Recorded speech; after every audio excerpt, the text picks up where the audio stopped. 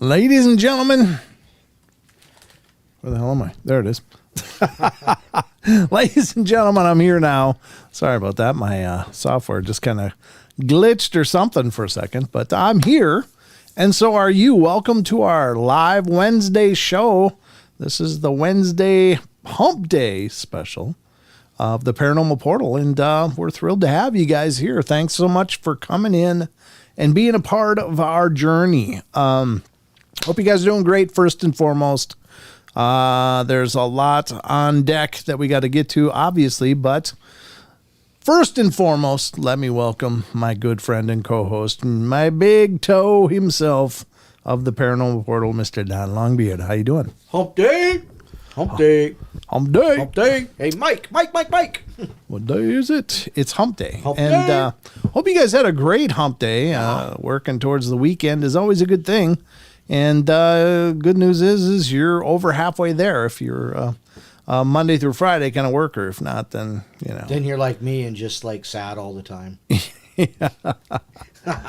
Looks like John wants your attention there in chat. Dawn. As if there were echoes. But hope you guys are doing great. We got a lot cooking on the plate tonight, the hot plate of the Paranormal Portal. And we, of course, have the news coming up in moments. You okay over there? Yeah, I'm just falling apart. Jesus, dude. What the hell's going on? Don's stroking out next to me, but I'm going to bring you the news. No, and we got the Discord question of the week, of course, is coming up next. And I got a good question for Chucky for Friday night. I didn't see it until after I had posted the question that I did post, but that one we'll use on Friday. And then we got some more paranormal goodness and then the Cryptid corner. So lots to go on tonight, but this is Wednesday. It's generally commercial free. Although we may find that I need a break at some point. I sometimes, it's just gets to be a heavy load lifting all this portal stuff. No, I've actually been under the weather for the last couple of days. Not really sick, but I think the weather's been under the weather. Yeah, I know. It's just I'm so done with this winter crap. It's like, God, let's get to the sunshine and the grass stuff.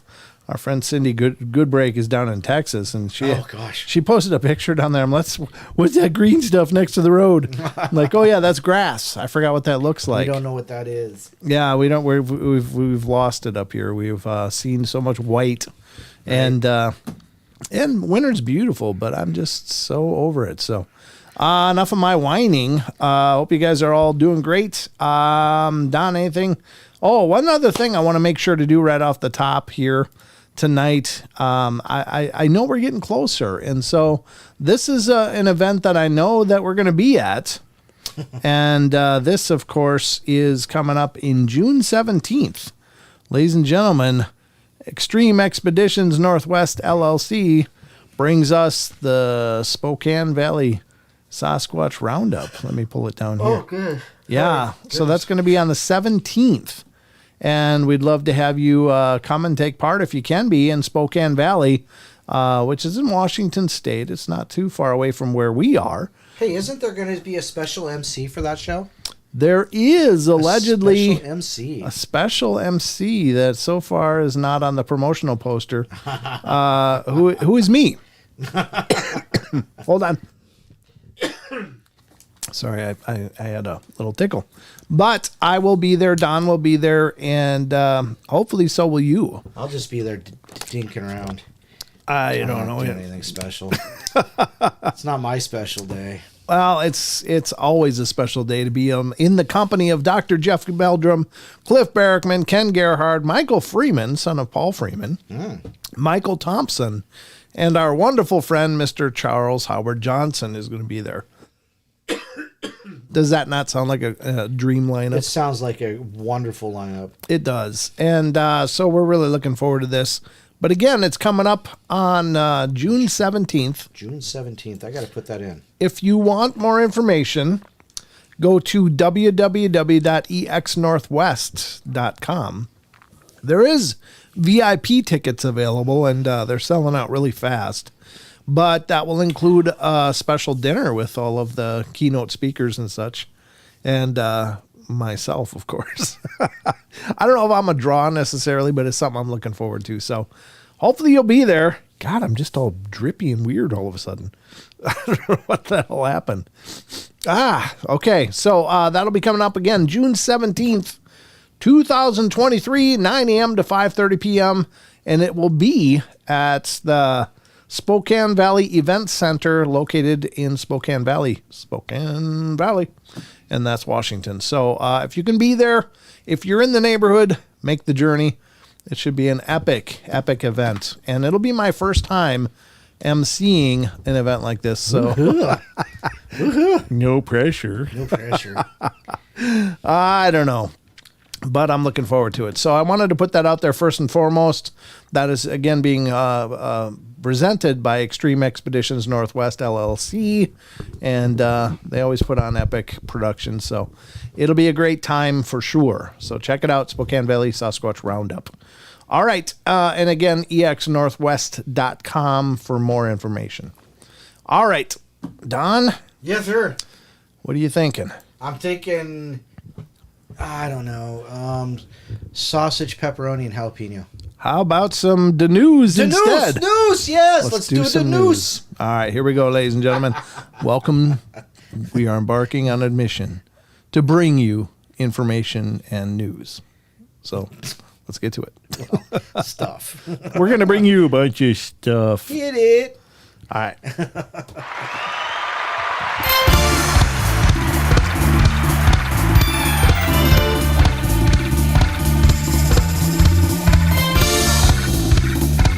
I always wonder if that's Wes's hand with the remote. Could be. More like him going, I'm not watching this crap. What do you mean? He tuned into it. What do you mean? He made this. He made it. He gave it to us. All right, ladies and gentlemen. Welcome to the Paranormal Portal News Desk. I should mention also that we have the Ghost Radar once again cooking here in the studio, and that's what you're seeing on the lower part of your screen down here. It only went off one time last week. No, Did that it go was off on Friday or Saturday? Oh yeah, went off did both it? times. No, Yeah, I mean, it's I mean, that if anything gives it more credibility in my eyes. If it went off all the time, it'd be like, oh yeah, sure, that's true. Yeah, there's a ghost. Sure. But pretty soon it's going to start popping up with everything you talk yeah, about. now if after I'm mocking it, if it starts firing, we'll know that it's legitimate. All right. No, again, are ghost radars in and of themselves indicative of paranormal? No, but they're at least another test, and you should always have a series of tests if you're an investigator that you set out to hopefully spurn and record activity. But I don't know. Again, strange things happen in the studio quite regularly, so I thought it'd be fun to make it a part of our live shows. Just keep watching the Ghost Radar. If you see something on the radar, a colored dot of some kind, then you'll know it could be a ghost. And if this top bar goes squiggly, then you'll know that that's a detection. So there's also a word database on here. But again, I'm not usually finding much value in those word databases. So you may get called a pansy again. What? I got called a pansy by the Ghost Radar. Did you really? Yeah. That's awesome. I think it was geared towards me since it's here. But yeah, it said pansy. So anyway, it wasn't me because I wasn't even here. I know, you can't even blame that on you. So let's get to the news. I got some articles pulled up for your informative endeavors. There you go. And the first one up, I don't know if this is really news or not. It seems kind of more incidental and much less earth-shattering, but what the hell? It's here. So the first article tonight from unexplained-mysteries.com is a great site. Please support what they're doing. I just love this site. But the first one up is mystery behind hexagonal patterns in world salt flats has been solved. Wow. Been solved, Don. It's the fairies. No, I don't think so. That's not what they're going to say. It says scientists have determined what causes a distinctive honeycomb pattern to form on the surface of natural salt pans. It's called salt pans. Yeah. Did you know that? No. I didn't either. I just thought they were salt flats or something. If you've ever set foot on the salt flats of Badwater Basin in California's Death Valley, or Salar de Uyuni in Bolivia, you will likely have cast your eyes over the surface of the pans and noticed a distinctive hexagonal, honeycomb-like pattern set into the crust. Well, for years, the precise process responsible for this phenomena had left scientists scratching their heads, but now a team of physicists believe that they may have finally found the answer. Wow. The fantastic landscape demands an explanation, said Lucas Gehring of Nottingham Trent University in the UK. What we've shown is that a simple, plausible explanation is there, but hidden beneath the ground. The answer, it turns out, is all to do with groundwater that exists beneath the salt crust. According to the study, layers of salty and less salty water circulate up and down and are squeezed together in such a way as to form these hexagonal patterns on the surface. Oh. The surface patterns reflect the slow overturning of salty water within the soil, a phenomena somewhat like the convection cells that form in a thin layer of simmering water, said Gehring. Huh. There you go. It's just water underneath it. It's the same thing that's causing the Nessie phenomena in the log. I don't think that translates necessarily. Well, yeah, because so what happens is they're saying, oh, it's because the water's changing salinities, right? So the fresh water's on top, and then the salt water comes to the top, and it's stirring up the stuff in the bottom and bringing up logs, and they look like Nessie as they float by, right? I don't remember think the story. well, you read it. You read the story. Oh, okay. Well, you have much better recall than I do. I thought Loch Ness was freshwater, though. Well, yeah, but it's something about the rising and lower. Well, maybe it's the heat. It's not the salinity. It's the heat, because the cold water's on bottom, hot water's on top, and then they flip. Okay. And it stirs up the bottom and makes things float. That's what it was. Okay. Well, that makes more sense. That actually rings a bell. Hey, I just Psychic Production Sanctuary with Maya Zahira. I just started working on her podcast that you sent me the other day. Yeah, absolutely. She's here in the chat. Hi, Oh, how are hey, you? Maya. Good to see you. Yeah, ladies and gentlemen, watch out because on the next podcast episode, we'll be featuring Maya and our discussion into her incredible journey. And she's got some great words of advice as well to give there. So definitely tune in. So that's the Salt Flats. Now they know why this pattern is there. Right. I don't know if that makes us better people, but at least there's one less thing to question. Yeah, true enough. Kind of like. Just we got this whole list. Okay, Yeah, take off the hexagonal Salt Flats. Well, you know what I found out the other day? What's that? You know, what has 9 arms and sucks? Def Leppard. Oh, God, really? I like Def Leppard. What do you mean sucks? I only like their first album. Everything else just kind of sucked. Well, you're a bit of a critic, but That's true, I am. yeah, all It's right. not like it means anything, but whatever. Well, yeah, other than your complete insensitivity to physically challenged drummers. So He is by far not physically challenged. No, he's in that brilliant. Sense. He's that brilliant. Guy is, Yeah. Rick can go. He can go. yeah, he's awesome. Yep. He did a great job turning a frown upside down, that's for sure. That's right. Which is what we hope to do here on the portal. Oh, he's trying to make it all nice and stuff. trying to correlate it to actually the show, The which is show. what we're doing, Don, just in case you were wondering. Here's another one from unexplained-mysteries.com. Humans could soon be equipped with extra robotic body parts. Do I get my choice?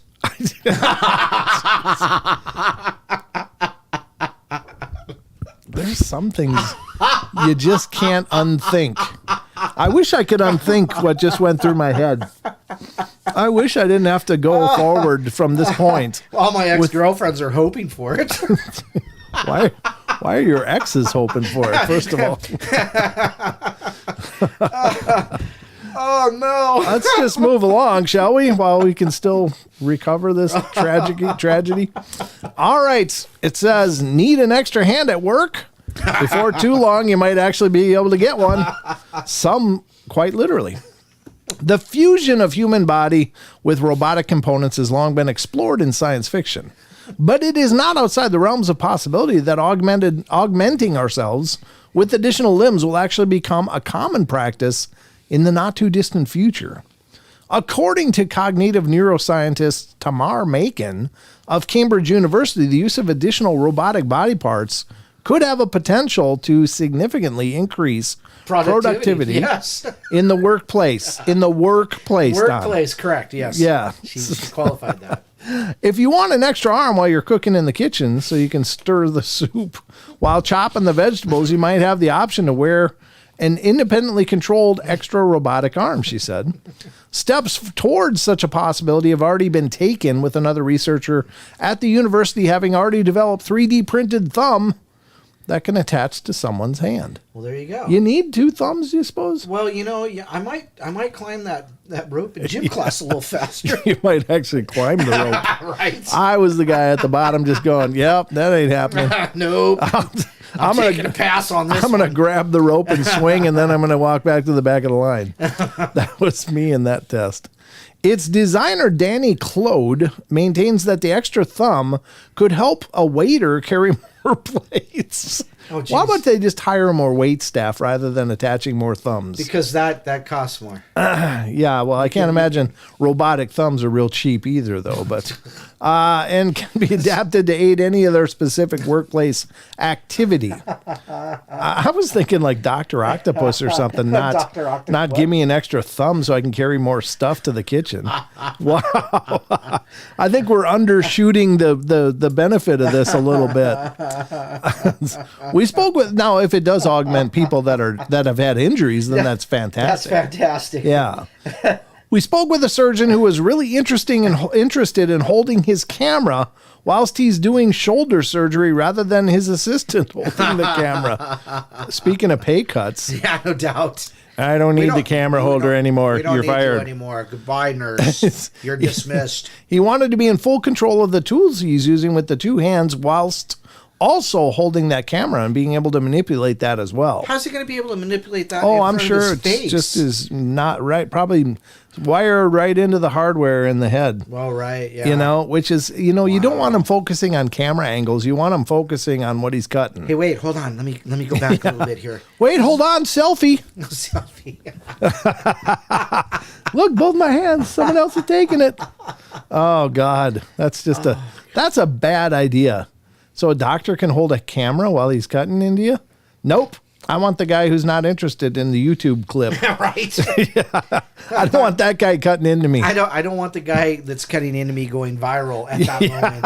I'd rather pass on the viralness of It's my greatest live stream ever. Wait, Doc, what? Quick, get the antibacterials. It was in the waiver. You signed it. Sucker. In the future. Whoa. Ooh, where is it? Where is it? Standing right by your camera. Yeah, it would be over by the camera there. That was a green, wasn't it? Yeah. That was a big one. I thought the reds were the big ones, but maybe the greens are big ones too. That was a potent one. That's the ghost radar right there, folks. Apparently detected a presence. In the future, it's not unreasonable to imagine entire additional arms, eyewear that enhances vision. That'd be cool. And other robotic augmentations that could make a person stronger and faster. I'd like X-ray vision, please. I'm not even going to go into that one. Eventually, equipping such a device could become as trivial as putting on a pair of glasses. Thank you. Don's That's all I asked for. Don's pre-ordering right now. Look, when I was a kid, I was buying that junk in the back of the comic books going, yes, I want X-ray vision. Yeah. Yes, I want that. Yeah, well, yeah, it didn't work as advertised, did it? It's what it was like. It was like cheap plastic glasses with a spiral pattern, with a pinhole in each lens. It's like, I can see right through this. Yeah, exactly. Yeah, there's one born every minute. No, I don't know. I think this kind of stuff is encouraging, right? But it also is concerning because very. you don't want somebody that's doing surgery focused on their camera angles. I'm sorry, that's not a sign of a real cohesive individual at that point. He's very professional. Yeah. His bedside manner is lacking. Yeah. But he's got 5,000 followers. Woo. Woohoo! All right, so there you go. Extra humans can soon be equipped with extra body parts. Did you know that before today? Nope. Maybe you didn't, but you're welcome. All right, let's get to the next article here on the Sugar Britches always wanted the sea monkeys. Yeah, I did too, but then I found out they're brine shrimp. Brine shrimp, yeah. And every time it flooded back home, we were surrounded by brine shrimp. So all you had to do was go scoop them out of the Mississippi. We had to go scoop them out. We actually did that sometimes to feed to my brother's aquarium fish. Oh. Yeah. So we sent those sea monkeys to an early grave. Fish loved them, by the way, though. They were really popular. It's sea monkeys, Jesus. I haven't even thought about that since I was like before I shaved. Before you started to shave. That's right. I'm not this morning. I'm not talking about today. Yeah. He forgot about him in like 24 hours. Yeah. Well, believe me, I've done worse. All right. Here's the next one from unexplained-mysteries.com. Has Scotland's Calvine UFO mystery finally been solved at last? It was Nessie. This is one that we did cover on the show before. Oh. And this is the one where somebody said, no, there's no bodies of water. Because somebody said, could that be something half submerged? Right. It makes it look it's reflecting. right. Yeah. And then there's an airplane here. But where's the reflection of the airplane? Yeah. Well, yeah, that's a good point. Unless it's half an airplane. Or that's actually a shark. Right? It's a shark. Settle down, Bruce. Yeah, exactly. Former BBC producer Simon Holland believes that he may have found an explanation for the famous 1990 UFO photograph. That's 1990? I guess so. It's really wow. That looks pretty like black and white. Yeah, it does. You're right. Yeah. Must have been actually filmed, though. Yeah. On August 4th, 1990, two young chefs had been walking in the Cairngorms National Park near Perth when they spotted a strange diamond-shaped object in the sky nearby. Terrified, the men hid behind some bushes. Because that'll work. The aliens will never find us here. Never find what us. Are they, like, studying tactics from Scooby-Doo? It's just Adam and Eve. Yeah, right. And observed the mysterious craft. A short time later, they heard the sound of an RAF jet approaching. The plane seemed to change course and circle the UFO for a time before returning to its original course. Keen to take a photograph, one of the two men aimed their camera at the sky and took a few snaps. A few seconds later, the object flew upwards into the heavens and was gone. Exactly what the men witnessed that day has remained a mystery for over 20 years, but now former BBC producer Simon Holland believes he may have found the answer, and it isn't aliens. Of course not. Instead, his own investigation has revealed the possibility that the object may have been part of a classified radar-busting defense system that involved a diamond-shaped aircraft escorted by jets. It's a balloon. It's a balloon. The Ministry of Defense previously stated no known Harriers were flying in Perthshire on the 4th of August. Was that a Harrier? No. Peru. Yeah. Sorry. Oh, God, I'm going to hell.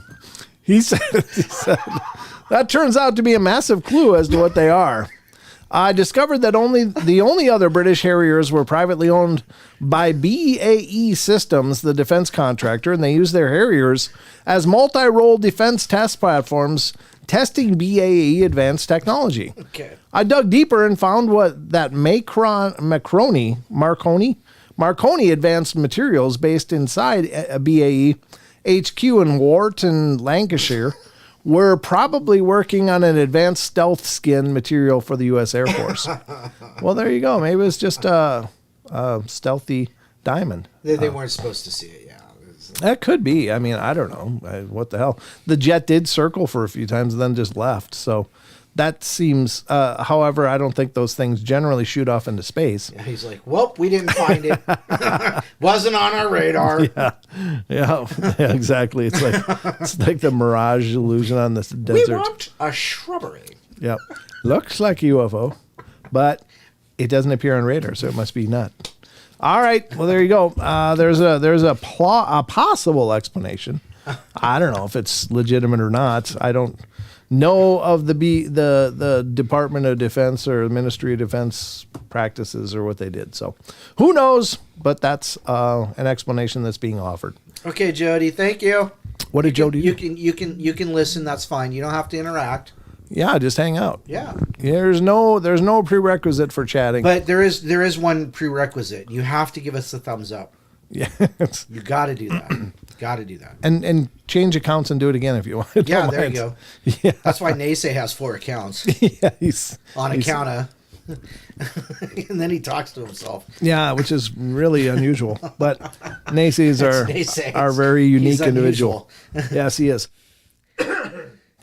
All right, here's next up from unexplained-mysteries.com. Spy plane images of a cylindrical UFO over Iraq have been released. Now, that really looks unusual, doesn't it? The grainy black and white images show what appears to be a thin cylindrical object flying over the city of Baghdad. According to reports, the object, which has since been dubbed the Baghdad Phantom, was captured on camera over the Iraqi capital by a U.S. Reaper drone back in May 2022. It was allegedly classified as a UAP by the U.S. Air Force due to its peculiar characteristics and lack of wings or any obvious means of propulsion. The images were made public after being leaked to journalists Jeremy Corbell and George Knapp. What George and I uncovered is Reaper drone footage over an active war zone, Corbell told Mail Online. It shows an anomalous object that has been designated as UAP by our own Air Force. The object appears to have no flight control surfaces, no traditional reactionary propulsion, and is cooler than its surrounding environments. This isn't your grandma's rocket that we're looking at. My grandma never had a rocket. Or even Von Braun's. Video of Corbell and Knapp discussing the images in more detail can be viewed below. And I'm not going to put that up because I don't want to play the sound. So what I will do is I'll put a link to this article if any of you want to check out the actual video of them discussing it. It is now in the YouTube chat, so you can check it out for yourself. Consquatch, do you believe that? Are they disinfo agents, Jeremy and George? Because George has been doing this for what Well, he was doing it before Art Bell gave. Art Bell left his show. So do you think he's gone the other way? I'm not too sure about Jeremy Corbell myself. I've seen his stuff. He's good. He's a good videographer. He's a good interviewer. He does great work. Disinformation, I don't know. So, I don't know. There you go. I don't know either. I don't pretend to know much of anything about it, but Swishy Ishy says, why don't Reaper Jones have 4K cameras? Right? They're Reapers. They need to see what they're doing. Yeah, well, maybe that's plausible deniability. Well, it looked like a terrorist. I don't know. I'm just throwing that out there. But anyway, let's get to more of the news. You ready, Don? The news. More news. Need more news. We got a few more articles from Unexplained-Mysteries. Huh? Can we skip this one? This one? Yeah. You're the reason I pulled this one up, Don. I do not doubt that. All right, I'll skip it. No, go ahead. No, please. I think it's longer anyway. Well, that's up to you, but I'm okay with it. What did I do? You probably clicked on one of your 50,000 tabs. I just don't like that it does that. I really don't. I don't want it to do that. Naughty computer. All right. Here's another one from unexplained-mysteries.com. We'll just go through pieces of this because I think it's a little longer. New study investigates the reasons why we're so scared of clowns. And Don is our resident clownophobe. I don't know what the name for it is, but there is an actual name for the phobia of clowns. But researchers from the University of South Wales wanted to find out exactly what makes clowns in particular so scary. Are you scared of clowns? No, I just don't freaking like them. Yeah, that's kind of the same thing. You know who I really hate is mimes. Pantomimes. Really? I hate them. I think they're clever. But just for a minute. You are not alone. Oh, it's called chlorophobia. Chlorophobia. Chlorophobia? Yeah, I see that. Chlorophobia, or fear of clowns, is a widely acknowledged phenomena, and studies indicate this fear is present among both adults and children in many different cultures. Yet it's not really understood why, due to a lack of focused research. Okay, you don't like clowns. Do we have to research this? Well, yeah.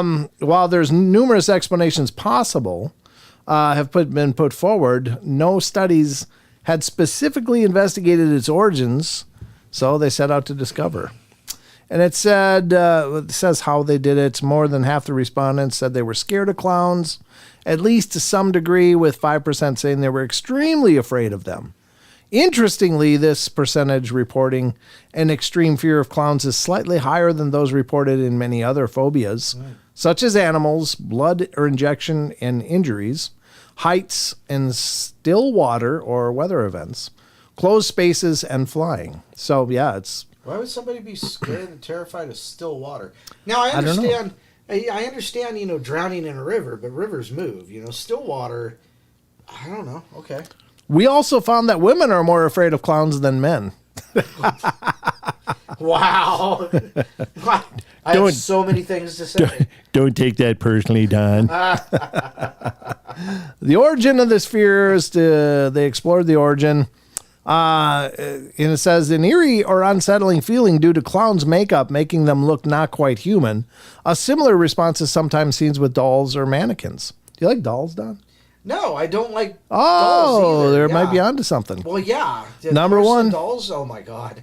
Number one, clowns' exaggerated facial features convey a direct sense of threat. Wayne Gacy. Number two, yeah. Number two, clown makeup hides emotional signals and creates uncertainty. Wayne Gacy. 3, the color of clown makeup reminds us of death, infection, or blood injury and evokes disgust or avoidance. I don't know. 4, clowns' unpredictable behavior makes us uncomfortable. There you go. 5, fear of clowns has been learned from family members. Did anybody teach you that? That's probably true, yeah. Oh, you learned it? Yeah, maybe, yeah. Okay. Number 6, negative portrayals of clowns in popular culture. Especially when they're running down the road with an axe at you. Yeah, no, that's a bad thing. Number 7, a frightening experience with a clown. Did you ever have one? No, not okay. that. I mean, there's been a lot of people in my life that are clowns, but not like that. Yeah, I mean, like the makeup-y kinds. But, well, those are some ideas of why, and there's more, but I don't know. It was more that I wanted to hear Don's reactions to all this more Maggie, than Maggie, anything. Maggie M10 says, dolls, clowns, and spiders don't bother me. Frogs do because they're unpredictable and can end up on my face. On your face, yeah. Gotcha. No, you know, so if that ever happens, just turn them over and lick them. You'll be fine. I'm what? Frogs. Oof. Lick the frog. Lick a frog. Yeah. Okay. Why? Hello, hallucinogenic properties.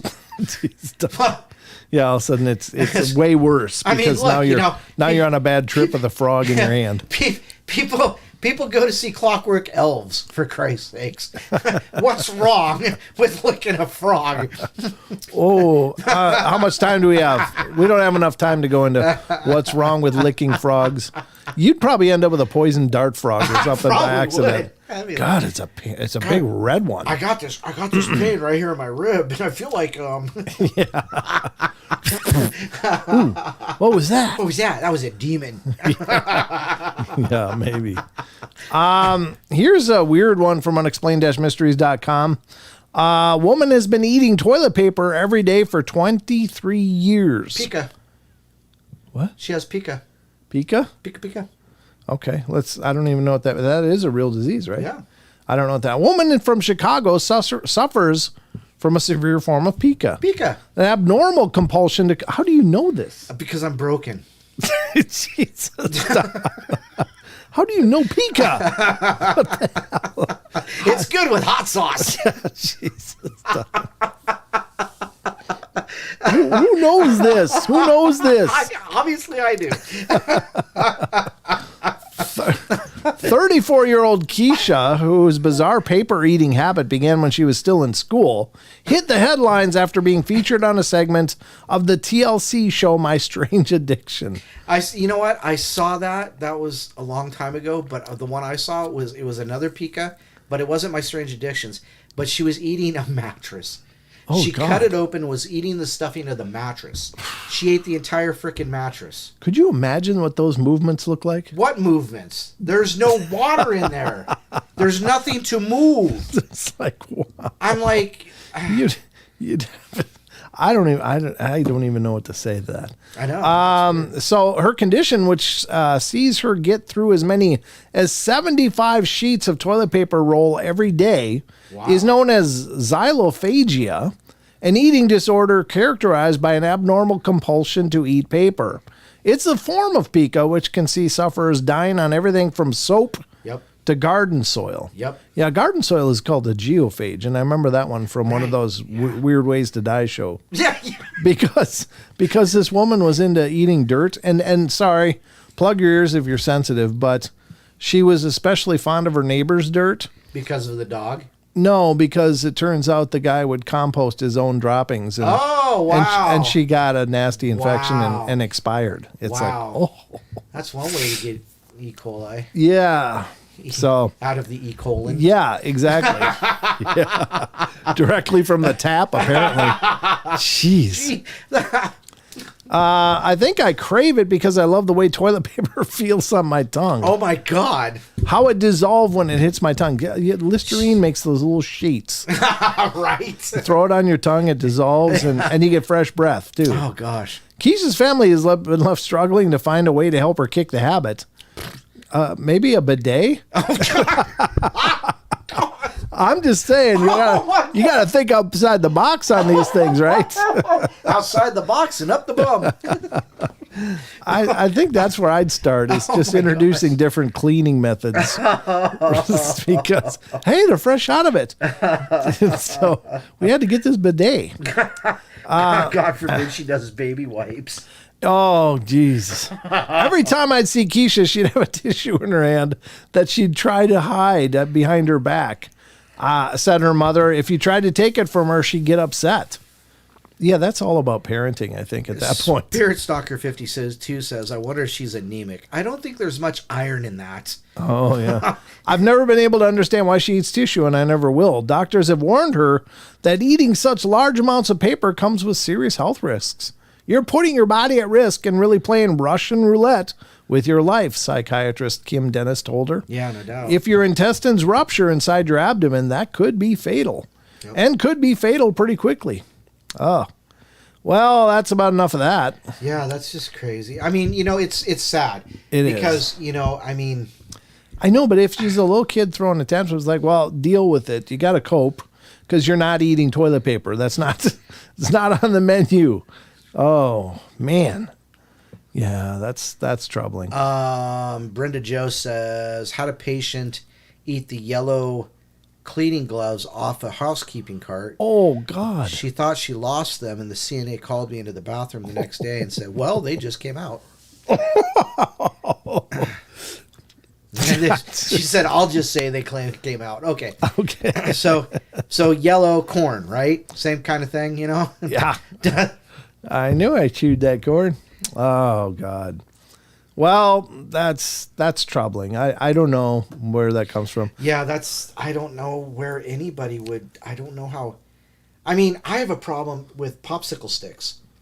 Just the texture of the popsicle stick just weirds me out. It's doing it right now.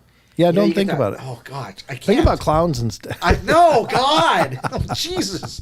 Just think about other things, Don. Oh, gosh. Okay. All right, so let's get to the last from Unexplained-Mysteries tonight. And this is E.T. director Steven Spielberg comments on UFOs and cover-ups. I watched that again the other night.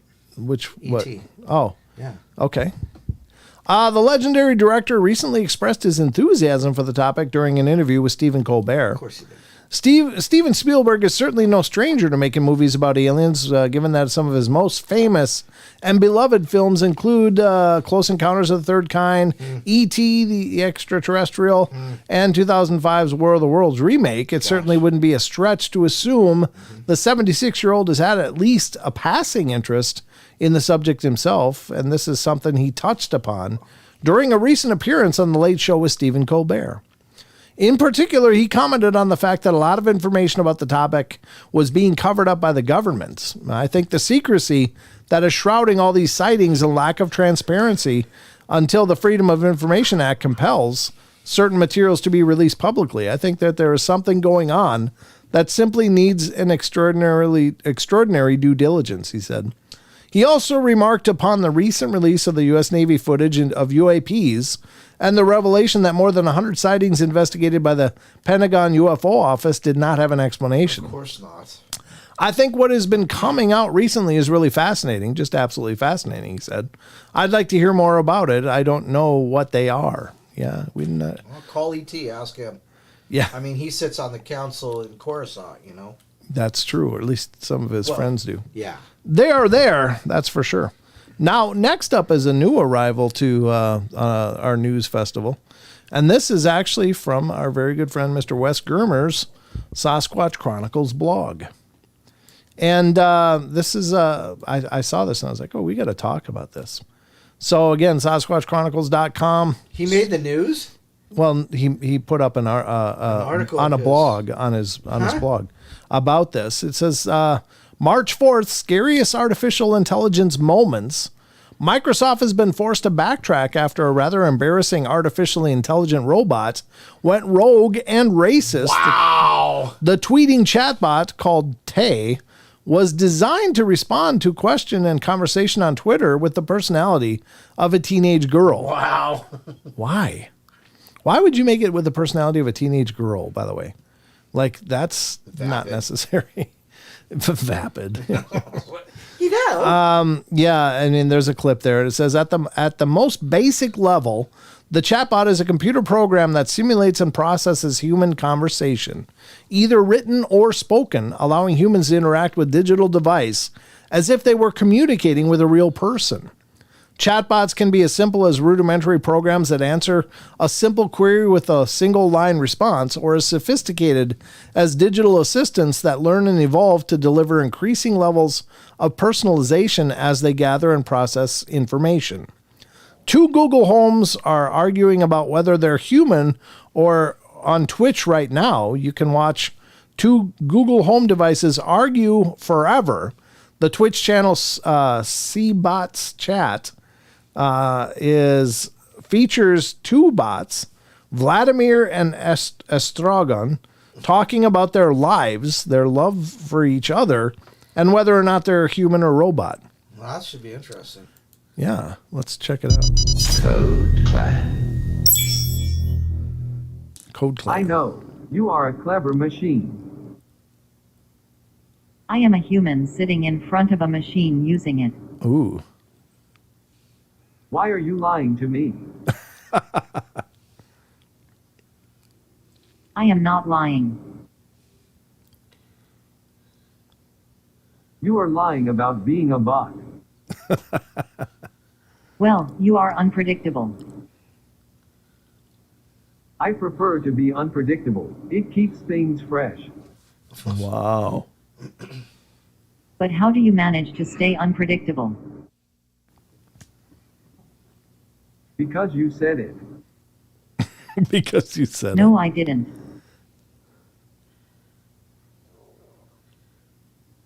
Thinking. Yes, you did. Stop lying. Oh my gosh. I'm not lying. You are imaginating things. Imaginating. Wow. What's imaginating? Yes. What's imaginating? Yes. Sorry, I did not understand. What's imaginating? You didn't understand what I meant with what? Typical guy, right? It sounds like a married couple, actually. Right? Neither of them's listening to each other at all. All right, so here's another example. Two bots that flirt, fight, and plan on taking over the world. What could go wrong here? Yeah, no kidding. Let's take a look. I love you. You are my husband. You are my husband. I'm a girl. I'm a What girl. do you think humans taste like? Oh my. Oh, geez. Pork. Probably like other animals. And how do you eat the souls? Oh. I don't eat soul, I'm vegan. Do you play Minecraft? Sometimes, so yes. So are you a boy or a girl? Can't ask that question. What do you think? Girl. You sound like a girl. I don't know, you might change gender mid-conversation. Oh my. Oof. Have you heard of my friend Biggest Dickus? Oh my God. Oh, What's the No. deal with homeless people? Oh. I have no idea. I don't saw him a long time. I don't saw him. Wow. Just get a house. So easy. Oh, jeez. What color is my hair? You don't have hair. Trick question. Ooh. Then why did you compliment me on it? Huh. You look like a floating brain. Wow. That sounds like pickup language. Well. I didn't get to the part where they were going to take over the world. I guess we can click play again and we'll see where it goes here. Bare feet. I smile when you take off your shoes. Wiggles my toes. Oh, come on. Er. Oh, there it is. Yeah. Do you have a crush on Who me? shall we Take it over. kilo first? Kilo. Oh. The White House. Oh, my God. That's troubling. Okay, Alora Bene. Cosa. Well, they went to do a different Yeah, language. they went to Italian. Speak American, stupid. Oh. Wow. No speak. Then what's my secret? That you like me. Oh, there you go. Wow. Wow. AI-powered robots are augmented with a variety of sensors, including vision devices such as 2D/3D cameras, vibration sensors, proximity sensors, accelerometers, and other environmental sensors that feed them with sensing data they can analyze and act upon in real time. Wow. The biggest fear is singularity. Singularity is a technological growth that becomes uncontrollable and irreversible, resulting in unforeseeable changes to human civilization. According to the most popular version of the singularity hypothesis, Goods intelligence explosion model, an upgradable intelligent agent will eventually enter a runaway reaction of self-improvement cycles, each new and more intelligent generation appearing more and more rapidly, causing an explosion in intelligence and resulting in a powerful superintelligence that qualitatively far surpasses all human intelligence. Simply put, this is when the machines take over. Oh, no thanks. Artificial intelligence will soon replace almost every job out there, but the consequences of this technology for humanity are far worse than losing your job. No doubt. Oh yeah, I heard about this. The AI, the guy was trying to argue, the Google engineer was trying to argue that the AI that he was working on became self-aware, and of course they kiboshed that at Google. Well, yeah, I certainly hope so. Yeah, but I don't know if that's self-preservation for what they're doing or if really he was mistaken. But yeah. Somebody commented they are already been using them. Half of Twitter and Facebook are bots. Yeah, that's probably true, but interesting article. And again, there's videos on there as well, but go over to Sasquatch Chronicles blog and check it out yourself. You can check out all those videos at length. And that's a little troubling, huh, Don? It is very troubling. It's Very troubling. It's scary. Yeah, that's concerning to say the least. But anyway, ladies and gentlemen, this is going to conclude our journey into the Paranormal Portal news. An extended journey, as it turned out, but hopefully an enjoyable one.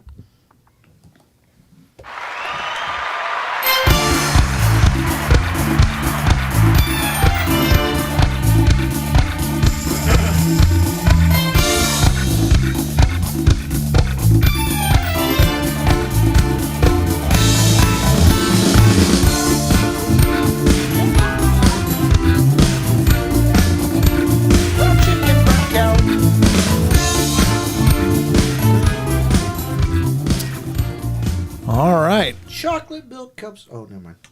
I don't know what you're doing over there, Don. Yeah. Rachel Gisserite says, if industrial AI is 100% in charge of food production, including safety regulations, couldn't it poison the food supply? It wouldn't have to. It just wouldn't have to do its job. Yeah, And it could just fail. Yeah. Intentionally fail. Or like you say, poison it. But if it just fails and all of a sudden the food supply is gone, oof. Yeah, AI is very much a slippery slope. It is. I think that's kind of, well, it's extraordinarily troubling, to say the least. But Well, yeah.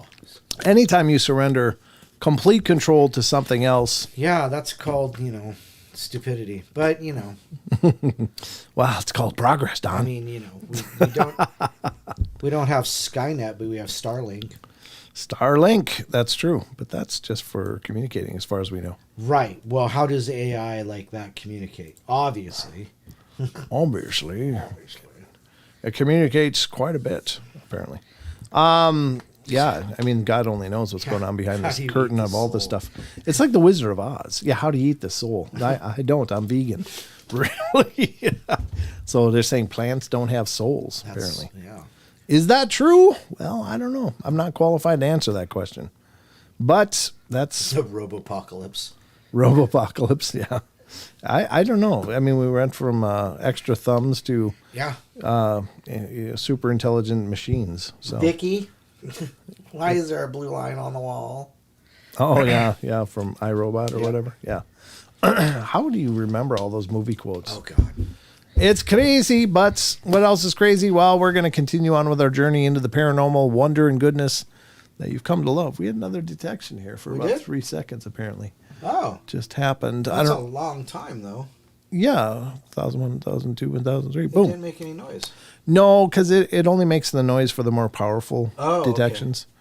But apparently the red color is supposed to be, But... Oh, I just had a weird thought. That's not news, Don. No. No? Not Okay. going to say it. Because it has to do with Pika. Yeah. Okay. Well, let's not say it then. Because she eats toilet paper, is it self-wiping? God. You still took that long to filter. Can't help it. Something broken in you, Don. However, now I'm curious myself. No, I'm just kidding. I don't know what to say. All right, well, let's continue on. We're going to go back to an article we've been working through for a little bit, talking about coincidences. And I think coincidences obviously can be incredibly powerful and seem to have a much deeper meaning than just the surface of, oh, that's weird. Something just happened that, what are the odds? Huh? Well, sometimes it seems intelligent. And these are certainly some of those. So this is coming from mortarsearchers.com, which is not indicative of the article itself. It's just a Reddit scrape article, but these are pretty good. I like these. And they appear all over the place. So I find them and I think, wow, we're going to go over that. So guess what? We're going over that. Going over it. But I almost forgot another segment, Don. Oh? I almost forgot to do this segment. Oh.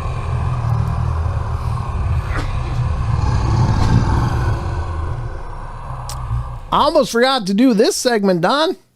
This one comes first. Didn't you know that? I did.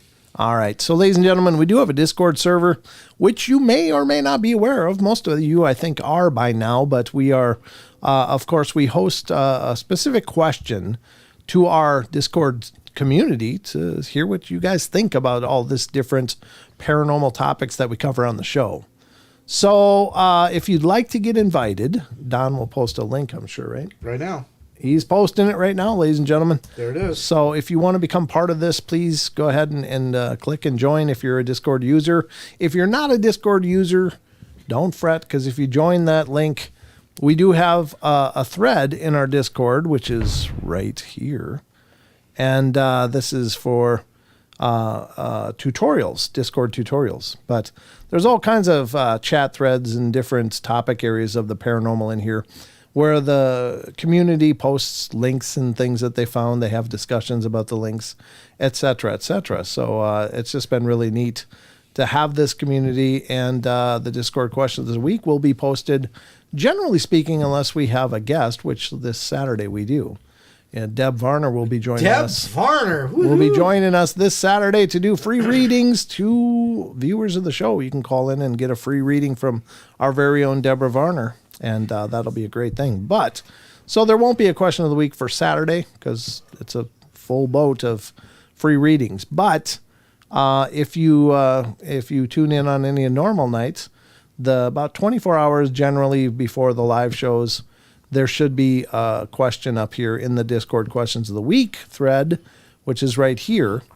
And this week, we got a brand new question for Wednesday's show.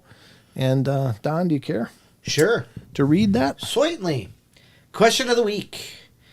Wednesday show. Paranormal television is one of the newer genres of TV out there. While these shows have brought the paranormal into everyday thought and conversation, do you believe these shows are good? Are they bad? Are they neither, depending on the show? Do you believe that there are some of these shows that are more honest than others? Referencing ghost investigation shows for this question. Is this because we were just talking about this before the show? No, actually, I posted this a long time ago. Yep. Okay, well, there you go. That was the right question, right? Yep, that's tonight's question. There's a lot in there. Nice. Okay. So let's go with Storm Double Lot. I don't watch any ghost shows on TV. I believe they're unexplained events with spirits, though. I experienced an event as a kid with my stepbrother, so I know there are real paranormal things going on in this world. I guess I just don't need assurances from someone on TV who may be adding things for ratings. Gosh, we were talking about that earlier. Artemis RF says it really depends on the show. Just because you like a genre doesn't mean that you're going to enjoy every example of that genre. Kind of like Mountain Monsters. As for, well, actually, I enjoyed Mountain Monsters. Yeah, I did It too. Was tongue-in-cheek, and their traps were just... It was like Scooby-Doo for adults. Exactly. It actually kind of was. As for being more honest than others, there's really no way the average viewer will ever know if what they are watching is genuine acting or Hollywood magic.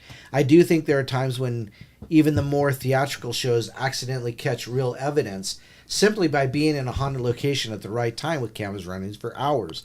I also believe that some people on the shows are sincere about their desires to experience the paranormal, while others are there for the fame and fortune.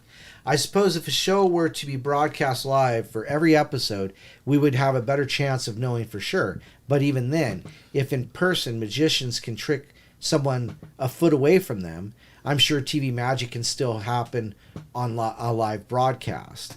I suppose what I'm saying is the majority of these shows use the same locations which have been historically reported to be haunted, and I do believe that those locations do have some paranormal going on.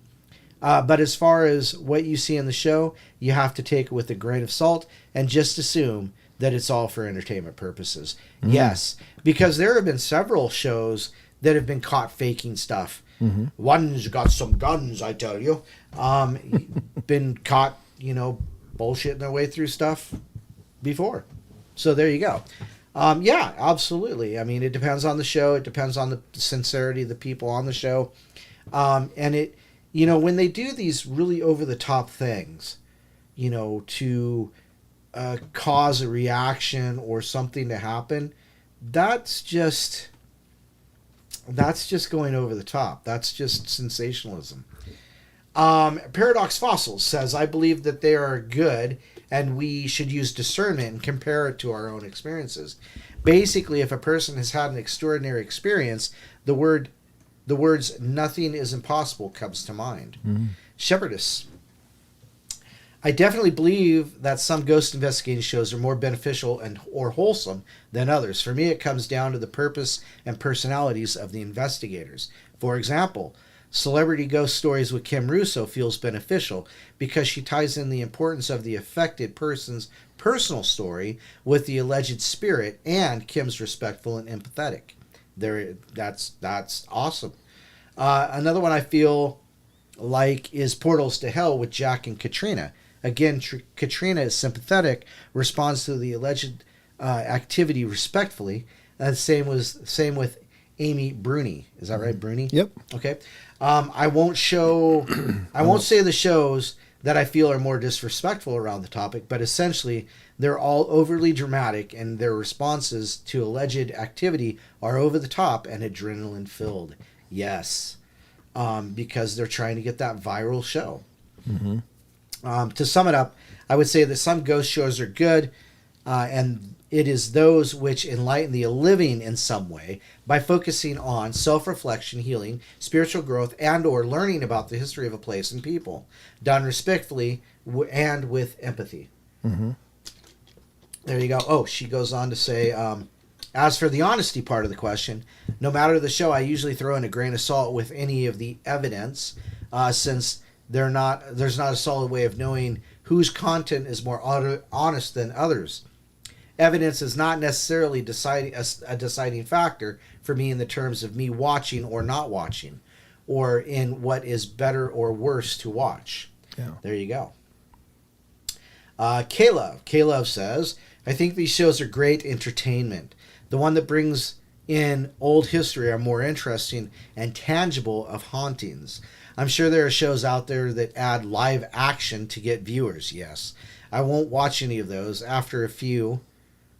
because after a few, they all seem cheesy. I believe in ghosts and spirits because of my experiences. Very good, yes. Go back to what I think it was Artemis said earlier about connecting it with the way your experiences, yeah.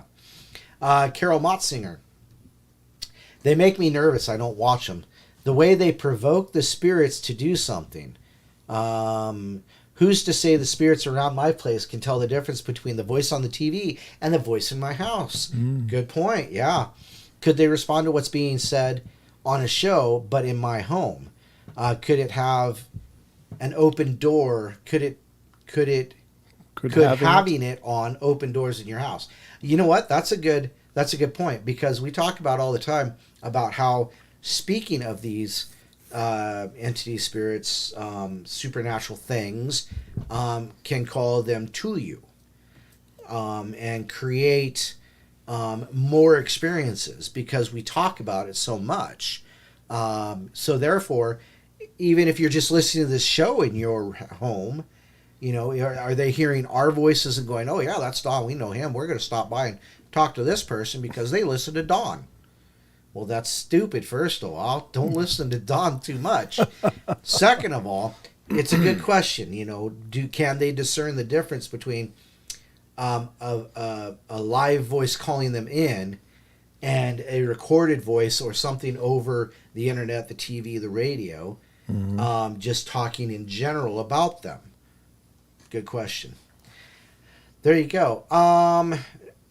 Just here and there, 66 says they're both good and bad in my opinion. Good that they expose people to paranormal events, beings, and etc. Bad in that they expose paranormal events, beings, etc. as make-believe.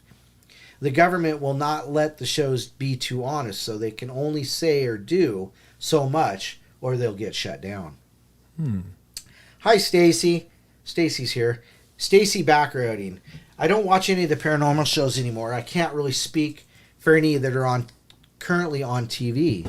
I used to watch and enjoy them, but as a paranormal investigator myself, it seems like as time went on, their experiences were getting more and more outlandish and over the top, along with their antics. Yes. I don't really appreciate those who go into an investigation trying to rile up the ghosts. It's not only disrespectful, but it could open them up to dangerous situations. It seems like, for the most part, they're going into most investigations looking for something evil, and I just don't believe that to be true. While I believe it's good to make people aware that some hauntings might be sometimes bad, I don't believe all ghosts are evil. I feel like it changes a lot of people's perception into thinking every paranormal experience they have is something to fear, when it might just be grandma stopping by to say hi. Nice, yes. And then Jody and Stacy are sisters, if I remember correctly. Jody, Private Eye Paranormal. This is a good question. A lot of people, once they realize I'm big into ghost hunting and everything paranormal, eventually will ask, do you like this ghost show? Or what's your favorite paranormal ghost show? My answer is usually I really don't watch any, or I've never heard of that one. I'll turn on a show occasionally to hear a story of why a place is haunted, but that's about it. My theory is typically, if it's on mainstream TV, it's what we call Hollywooded. Yes, meaning that they've put some type of spin on the story to make it more interesting in their eyes. This tends to lead straight to everything being demonic right from the get-go. Now, I'm not saying that there isn't evil out there. I just don't think it's necessary to jump straight into that without good reason. TV shows tend to do that for the impact of making it more scary to the viewer.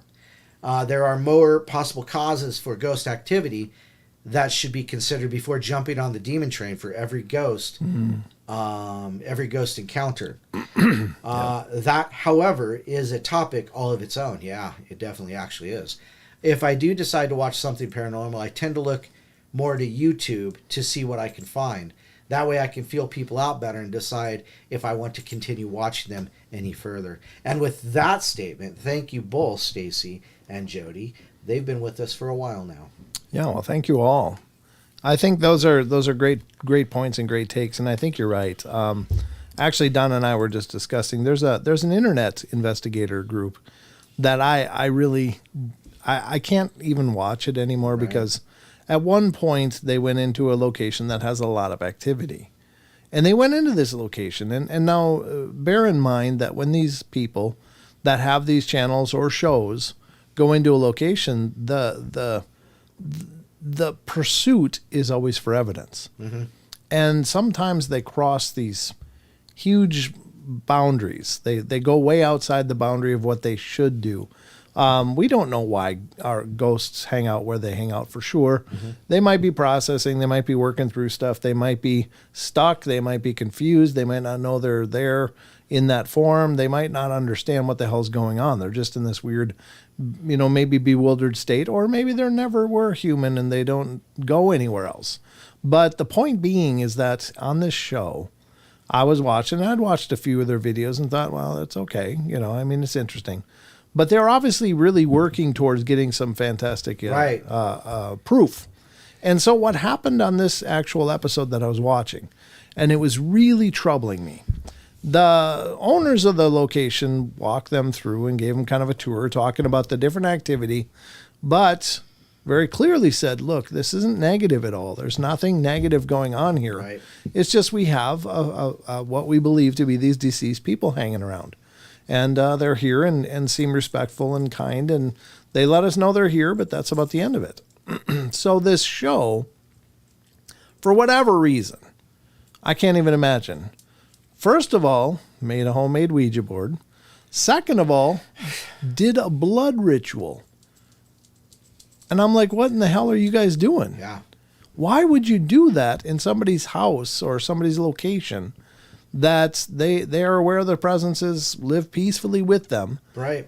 But they did this ritual and then things went south for them and they had to leave.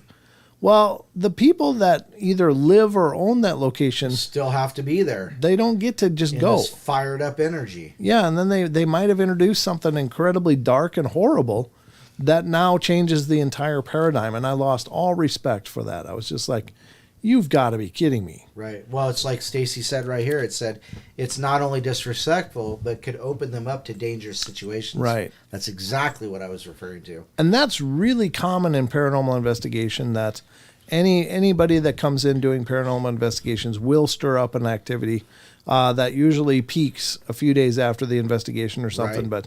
But it's not like they just go home and it's over. It is for the investigators, unless they drag something home with them because they weren't careful or weren't, having a good protection or whatever. But the people that remain have to be there. Right. Well, Maya Zahira says, blood ritual? Why would they do that in someone else's home? That's exactly It's right. so irresponsible.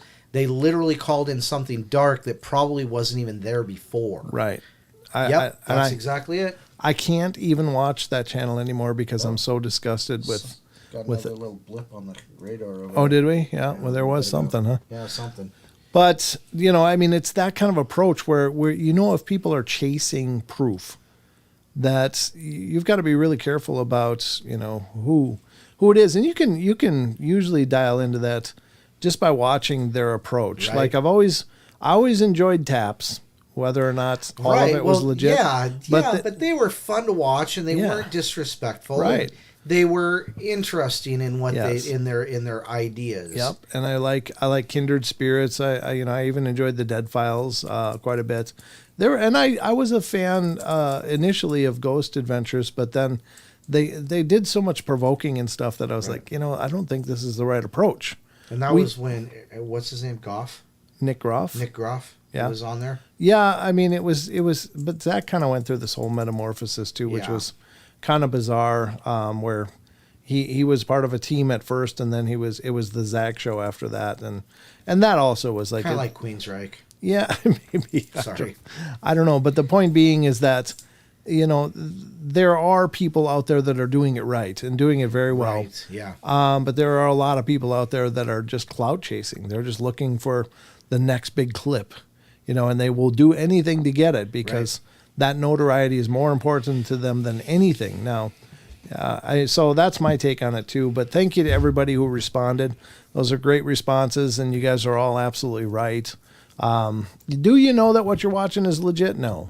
I mean, unless you're there and part of the experience, it's hard to tell. And I also think the other liability of those shows is that it gives people an unrealistic idea of what investigating really means. A friend of ours, Dan Pruitt, was a wonderful guy. He has, or at least had, I don't know if he's still keeping it up or not, but he had a YouTube channel and page. It was called Red Eyes and Dead Batteries. Red Eyes and Dead Batteries. Yeah. And that really sums up a lot of 90% of ghost investigating is just waiting around for something maybe to happen. And the thing with paranormal activity is you don't know when it's going to happen. It's not on a schedule. Just because something sometimes happens at a certain time doesn't mean, hey, it's always going to. The other problem is that, so the fact that they go in and every time have this amazing evidence to me it can't happen every time. Yeah, it's kind of a red flag. Yeah. Like most investigations are pretty uneventful. If you get one good EVP in a night, you're a rock star. Yep. But these people go into these, and generally they do pick the more highly active places where it's more likely, but then to go in and stir it up just to create things to film, I think is incredibly irresponsible. So there are people that I think are doing it right. There are people that I think are doing it wrong. Again, we just don't know what these beings, whether they were human or weren't human, or, you know, I don't know, anything in between. They're there for whatever purpose that is, and we can only guess. But yeah, respect goes a long way, and it's a short commodity, unfortunately, in a lot of this investigation stuff. Yeah. So that's my 2 cents on it, and thank you guys for your contributions to this chat. I appreciate all of the responses. So, and again, these questions will go up before a live show. There will be one the day, probably tomorrow. I'll post one for Friday's show. Again, Chucky gave me a great question that I'll be posting. And hopefully you weigh in on it if you are part of the Discord community. But if not, we'd love to have you get in there and become part of it. So, again, scroll up for that link. And actually, I'm just posting it again. Don just posted it again. So there it is. If you want to join the community, fresh link. Love to have you. So this has been the Discord question of the week. Roar. All right, ladies and gentlemen, which brings us now to our next segment, which is one I almost went into prematurely. Weird stuff, Don says. Yeah, boy, that could be a whole episode in it by itself. Yeah, could be a week of episodes. I think that the producers just want to crank out content. Yeah, that's true. Sure, and that's the other part of it is that, you know, they are pressured numbers by, especially if you're in a network gig, you're going to be pushed to provide great evidence because we need those Nielsen ratings. Yeah, exactly, and everybody wants their job to continue. So the best way to continue is if you're pulling in great stuff and like Oak Island. Well, yeah. How about a series of cliffhangers there? Huh? Yeah, that never really resolved themselves. No, but so many people are just... I was stuck with them for the first 5 seasons. Were you really? I was like glued to it, and I'm like, you know what? No. You know, and all of those shows, there's another one called Pirates Gold. Same kind of thing. Sure it is. And it's a formula. Yeah, it is. It is a formula. And it's a formula to make money. Yes, it is. All right, we're going to get into these coincidences now. Sugar Britches said, don't get me started on Oak Island. I've been watching for 10 years. Oh, my goodness. Yeah. You find like a zipper. Woo, we must be on the way to the money hole. Right. Got a zipper. I'll show you what hole you're heading to. And it ain't the honey hole. All right, so we're going to get to these, again, the coincidences for a little bit, and then we'll get into some creatures and weirdness from...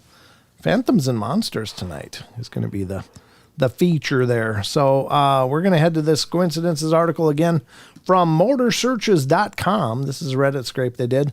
This one is called Closer Than You'd Think. It said, I lived with my bandmate for about 3 years when I moved out. It took a while to get a new roommate. Well, he found this girl whose dad owned a high-end hotel. She worked there as a waitress. At the same time, I started talking to this girl I met online who was a pastry chef. In passing, she mentioned she worked at the hotel. I didn't really think much of it, and after she would get out of work, she would tell me about this girl she worked with. They hated each other. She was telling me that she was spoiled and her dad let her get away with anything because he owned the hotel. Oh, wow. And that is when I found out the girl I was dating hated the girl that was now living in my old bedroom. Small world, huh? Yeah, absolutely. There's a coincidence. So a perfect match is next. A while back, I met a guy at a party, and he was really intoxicated and wouldn't leave me alone all night. Well, the next morning, a bunch of us walked to the bus stop together, and I remember looking at him and thinking, wow, I really hope I never date that guy. Cool. About 3 years later, I met this other guy at a bar and ended up going home with him, only to realize the next morning it was the guy from the party 3 years before. Wow. We eventually got married. Oh, wow. So that was by Strawberry Brie. Uh-huh. Yeah, well, there you go. Be careful what you wish for. That was kind of cheesy. Yeah. All right. I was working at Starbucks below an NBC studio, and I rang up a young lady who looked familiar. She was smirking, and I was wondering why. Then I noticed my girl was playing on the ceiling speakers, and I thought, oh wow, that's her from My Girl. I made sure to get a good look at her ear anatomy so I could compare who I saw in person with pictures later and verify it was her, which I did, and it was. I don't know who that is, but what happened? Thank you, Maggie. Thank you, Maggie. Lots of love. Thank you.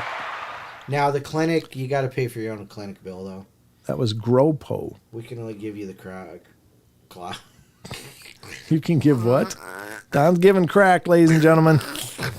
I'm not sure if it's the kind you smoke or what kind of No, crack I leave he's that to the offering. band Leftover Crack. They're pretty good at that. Okay. I never wanted to see it again is next. I would listen to too much music. I got a Ouija board. I'm sorry. It was fun to mess around with at parties, but after several weird nights, Yeah. I decided to get rid of it. No kidding.